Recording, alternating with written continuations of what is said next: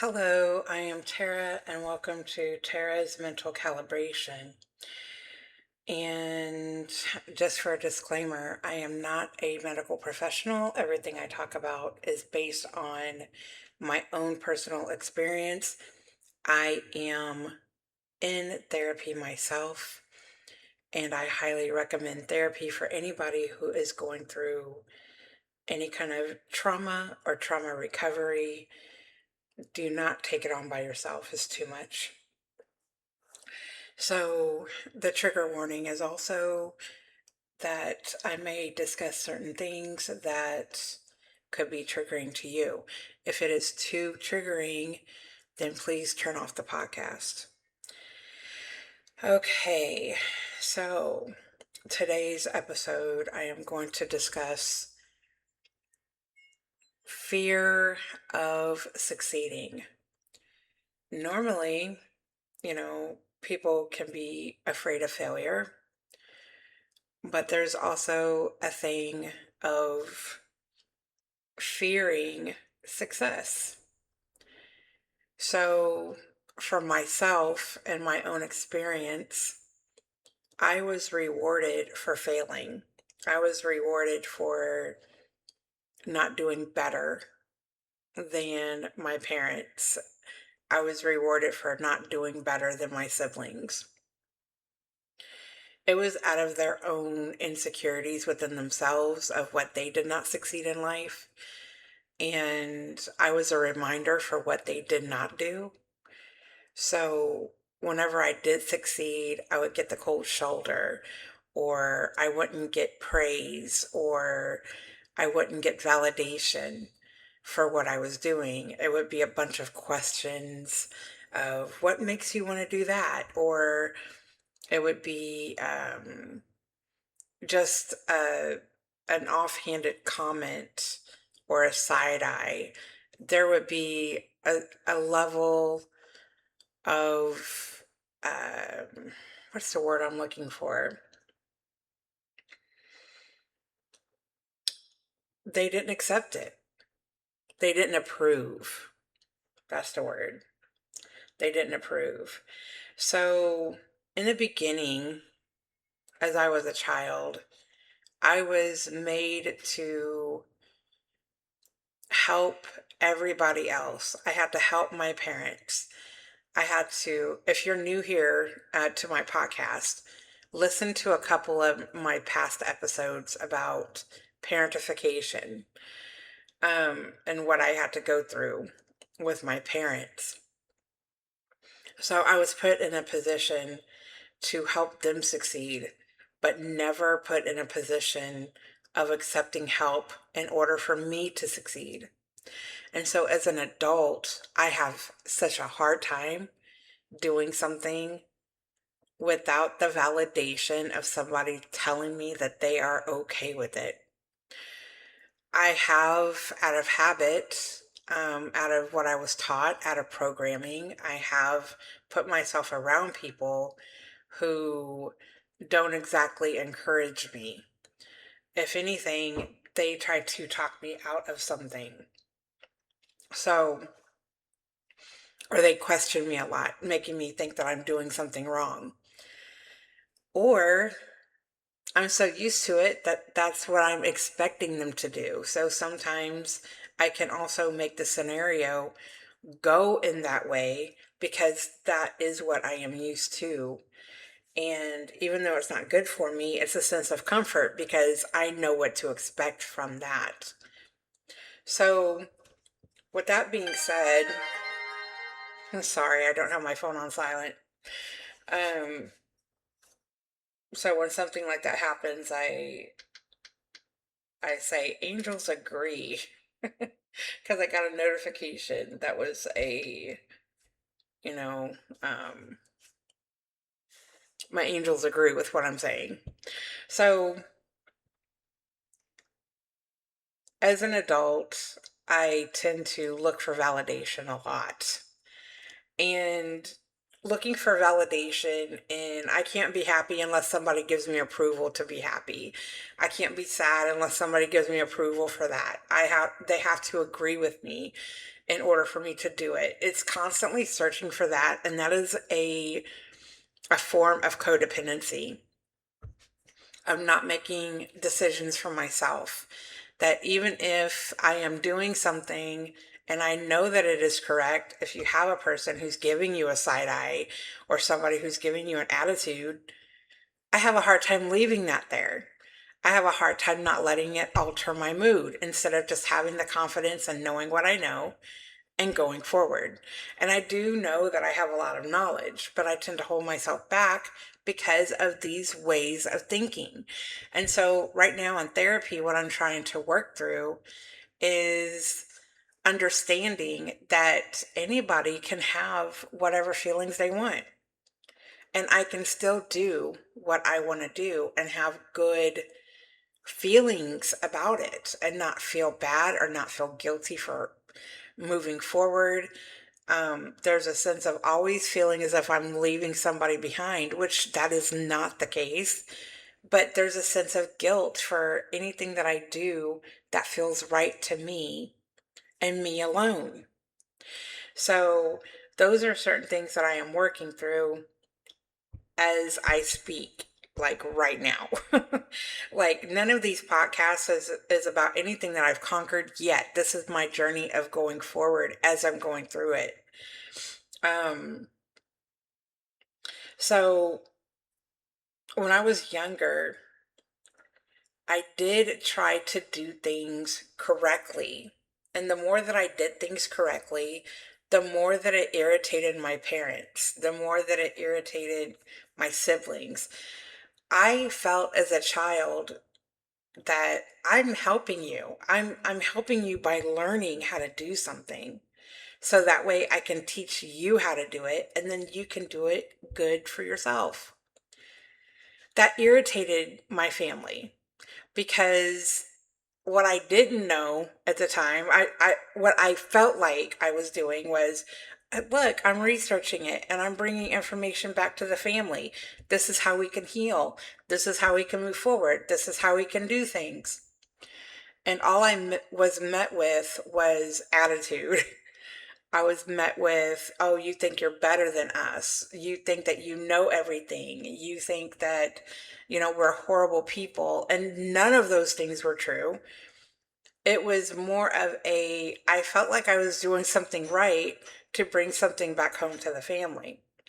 So, you know, moving forward, I realized that the more that I had knowledge, the more that I gained confidence, the more that I did all these things that normally would have been a positive thing for a family environment was detrimental to the family environment that I was in because they really looked at me like somebody who was judging them and then going out and getting information. So, like talking to my mom or talking to my dad or even talking to my sisters and my brother, they did not want to hear about my knowledge. It actually irked them that I gained knowledge about something that they did not gain knowledge about. They, in essence, were like me. My siblings were a lot like me, but I was the one who got outside of the box,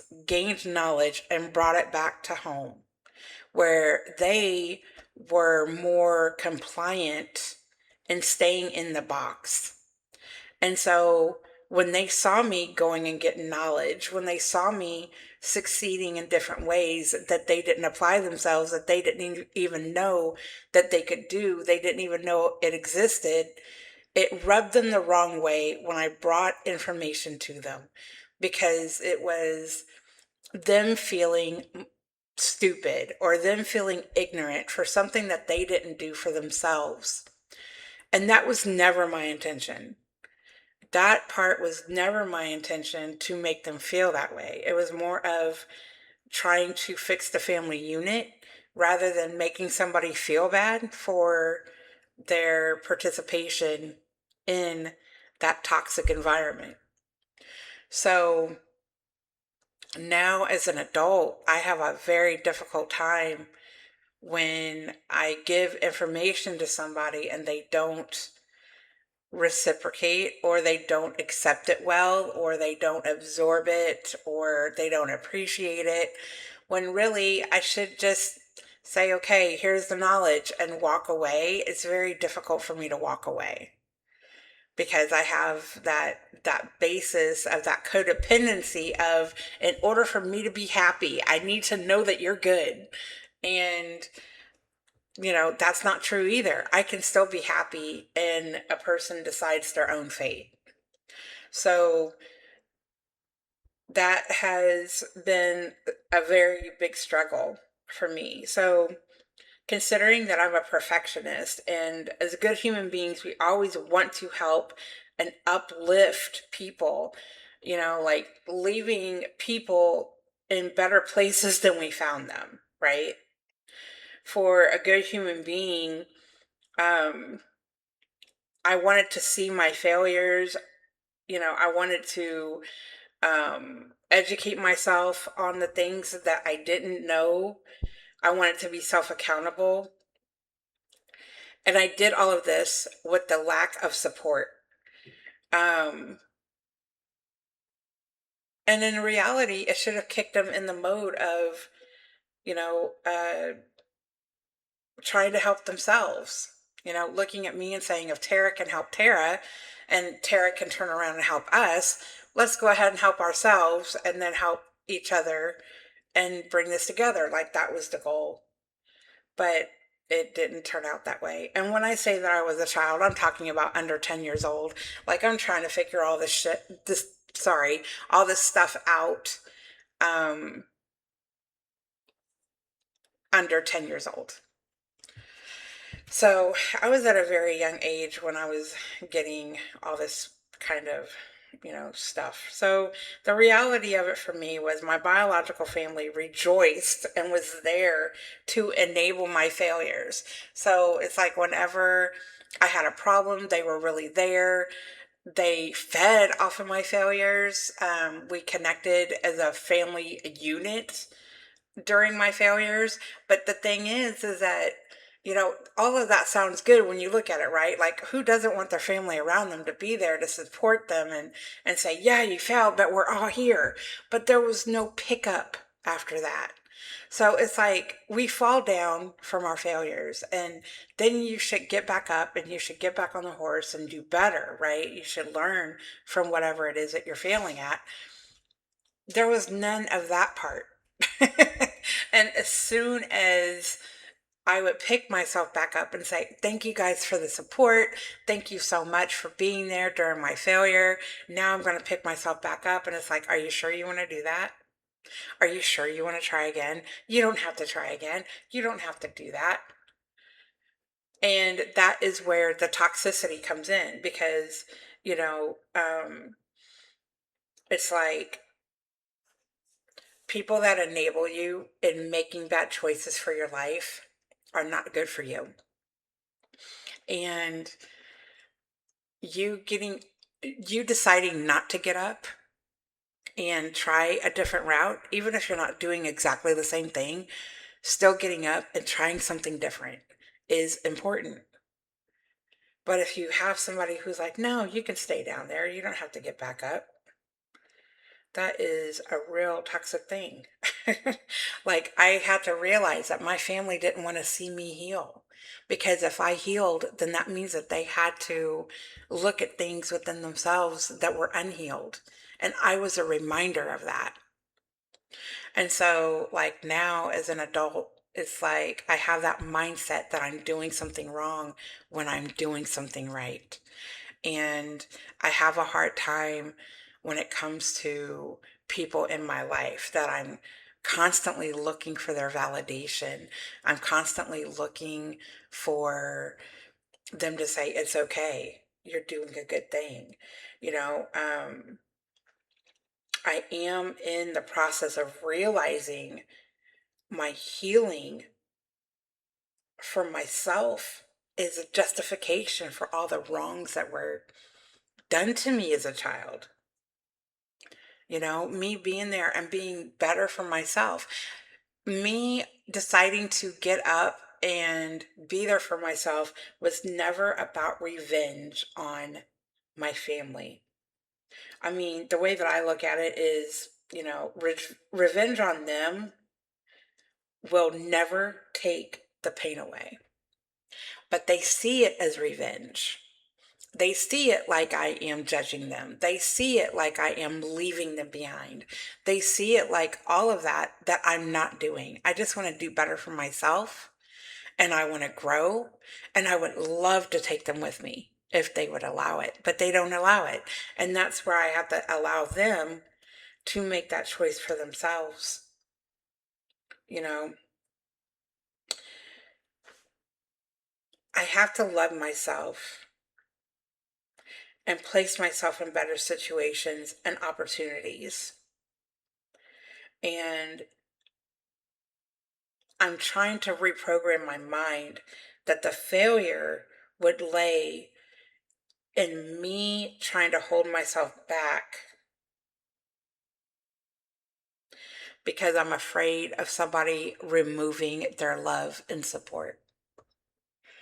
So for me, that is what the fear of success is about. It's about not being accepted. Sometimes I feel like I am a plant that like a literal plant that is planted or was planted in the wrong soil. And I don't know if any of you have plants, but sometimes, like, I have a monstera. And sometimes when that plant is ready to be repotted, she grows these aerial roots and literally pushes herself out of the soil. And I know it's probably painful for her. And I kind of wish that I sometimes would pick up on the signs before she actually does that to herself. Um, but that's kind of what it feels like. It kind of feels like I am growing these aerial roots and pushing myself out of the soil so I can have a better environment. And it's been quite a journey of doing that for myself. I have this fear that I am going to grow beyond my environment. And if I do, I have to find a way to make that okay. People are going to love you and support you regardless of how much you grow. If you are not kicking people to the curb and people decide to fall away because you decide to grow, because you decide to succeed, then they are not the ones that are meant to stay in your soil. They are not the ones who are meant to stay in your environment. And I also think, you can surround yourself and I people make it sound so simple, right? Surround yourself with people that are on the same journey as you are. Yeah, like you can just walk in somewhere and say, "Yeah, this is the journey I'm on. Can you point me to that room, please?" So it just doesn't work that way, unfortunately. But welcoming in people and seeing that there are people out there that are on your journey, you know, they are out there. For me, I'm getting ready to go back to school. I actually start in literally 10 days. I'm taking some summer classes at the community college, and then I'm going to transfer to the university. And this has been extremely triggering for me because this is a pathway of success.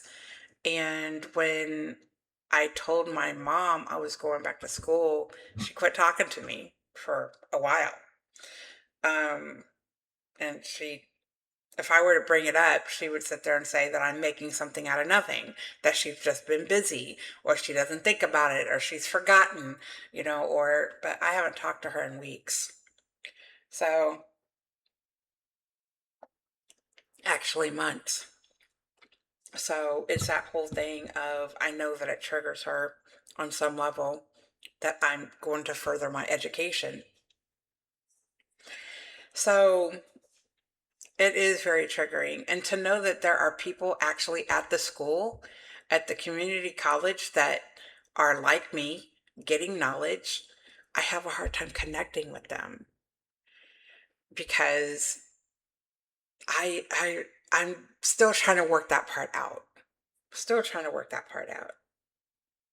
You know, um, I'm trying my best, but I'm hoping that as time goes on, I am going to be able to connect with people, and allow the positive influences to be um, beneficial in my life. So it's definitely a work in progress.